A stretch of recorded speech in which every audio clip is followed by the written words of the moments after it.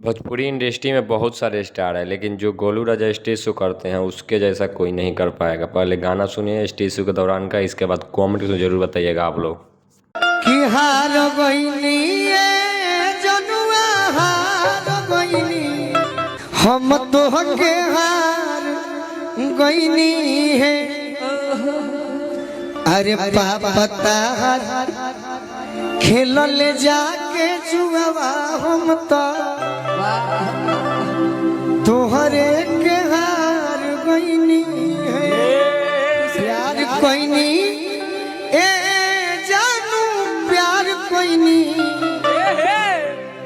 अतो बनी सहा भइनी है। आखी के पुतरिया में रखनी तोहके तो वो हम हार गइनी